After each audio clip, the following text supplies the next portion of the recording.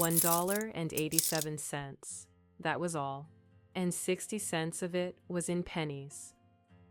Pennies saved 1 and 2 at a time by bulldozing the grocer and the vegetable man and the butcher, until one's cheeks burned with the silent imputation of parsimony that such close dealing implied. 3 times Della counted it. $1.87, and tomorrow is Christmas. There was clearly nothing to do but flop down on the shabby little couch and howl. So Della did it. Which instigates the moral reflection that life is made up of sobs, sniffles, and smiles, with sniffles predominating. While our young Mrs. Dillingham Young recovers herself, let me tell you about their home. A furnished flat at $8 per week. It didn't exactly beggar description, but it certainly had that word, on the lookout for the mendicancy squad. In the vestibule below was a letter box into which no letter would go, and an electric button from which no mortal finger could coax a ring. Also appertaining thereunto was a card bearing the name Mr. James Dillingham Young. Della finished her cry and attended to her cheeks with the powder rag. Standing by the window, she gazed out at a gray cat walking a gray fence in a gray backyard. "Tomorrow is Christmas," she whispered dejectedly, "and I have only $1.87 to buy Jim a present." Many a happy hour she had spent planning something special for him. Something fine and rare and sterling. Something just a little bit worthy of being owned by Jim. There was a pier glass between the windows of the room. Perhaps you've seen a pier glass in an $8 flat. A very thin and very agile person may, by observing their reflection in a rapid sequence of longitudinal strips, obtain a fairly accurate conception of their looks. Della, being slender, had mastered the art. Suddenly, she whirled from the window and stood before the glass. Her eyes were shining brilliantly, but her face had lost its color within 20 seconds. Rapidly, she pulled down her hair and let it fall to its full length. Now, there were 2 possessions of the James Dillingham Youngs, in which they both took mighty pride. One was Jim's gold watch that had been his father's and his grandfather's. The other was Della's hair. Della's beautiful hair fell about her, rippling and shining like a cascade of brown waters. It reached below her knee and made itself almost a garment for her. And then she did it up again, nervously and quickly. Once she faltered for a minute and stood still while a tear or 2 splashed on the worn red carpet. On went her old brown jacket. On went her old brown hat. With a whirl of skirts and with the brilliant sparkle still in her eyes, she fluttered out the door and down the stairs to the street. Where she stopped, the sign read, "Madame Sofronie, hair goods of all kinds." 1 flight up Della ran and collected herself, panting. "Will you buy my hair?" Della asked nervously. "I buy hair." "Take your hat off and let's have a sight at the looks of it." Down rippled the brown cascade. $20, said Madame matter-of-factly, lifting the mass with a practiced hand. "Give it to me quick."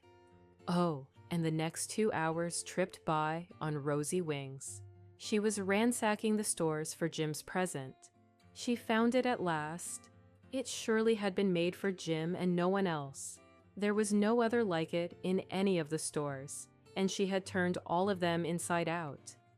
It was a platinum fob chain, simple and chaste in design, properly proclaiming its value by substance alone, as all good things should do. It was even worthy of the watch. $21 they took from her for it, and she hurried home with the 87 cents. When Della reached home, her intoxication gave way a little to prudence and reason. She got out her curling irons and lighted the gas and went to work repairing the ravages made by generosity added to love. "If Jim doesn't kill me," she said anxiously to herself, Before he takes a second look at me, he'll say, I look like a Coney Island chorus girl. But what could I do? Oh, what could I do with $1.87? At 7 o'clock, the coffee was made and the frying pan was on the back of the stove, hot and ready to cook the chops. Jim was never late. Della doubled the fob chain in her hand and sat on the corner of the table near the door that he always entered. Then she heard his step on the stair away down on the first flight. She turned white for just a moment.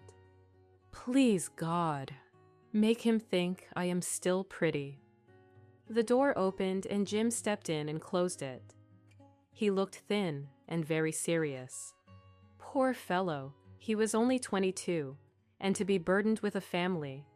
He needed a new overcoat, and he was without gloves. Jim stopped inside the door, as immovable as a setter at the scent of quail. His eyes were fixed upon Della, and there was an expression in them that she could not read, and it terrified her. Jim, darling, she cried desperately, don't look at me that way. I had my hair cut off and sold because I couldn't have lived through Christmas without giving you a present. It'll grow out again. You won't mind, will you? I just had to do it. My hair grows awfully fast. Say Merry Christmas, Jim, and let's be happy. You don't know what a beautiful, nice gift I've got for you. You've cut off your hair, asked Jim laboriously, his voice filled with disbelief. Cut it off and sold it, said Della with a mixture of pride and anxiety. Don't you like me just as well anyhow? I'm me without my hair, ain't I? Jim looked about the room curiously. You say your hair is gone?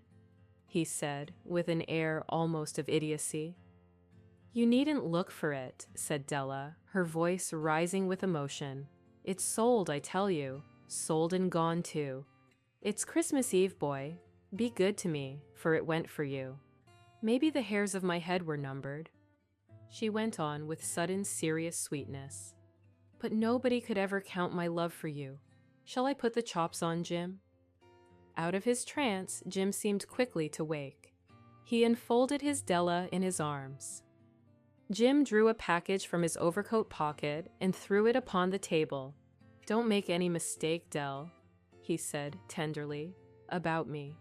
I don't think there's anything in the way of a haircut or a shave or a shampoo that could make me like my girl any less.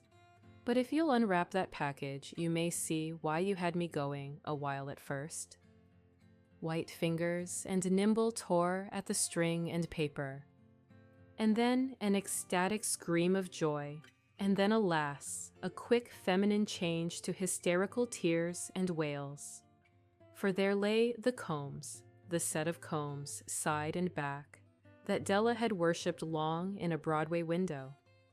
Beautiful combs, pure tortoise shell with jeweled rims, just the shade to wear in the beautiful vanished hair. My hair grows so fast, Jim, she said softly through her tears, managing a smile. And then Della leapt up like a little singed cat and cried, Oh, oh! Isn't it a dandy, Jim? She said excitedly, holding out his gift. I hunted all over town to find it. You'll have to look at the time 100 times a day now. Give me your watch. I want to see how it looks on it. Instead of obeying, Jim tumbled down on the couch and put his hands under the back of his head and smiled. Dell, let's put our Christmas presents away and keep 'em a while. They're too nice to use just at present. I sold the watch to get the money to buy your combs. The Magi, as you know, were wise men, wonderfully wise men, who brought gifts to the babe in the manger. They invented the art of giving Christmas presents. Being wise, their gifts were no doubt wise ones, possibly bearing the privilege of exchange in case of duplication.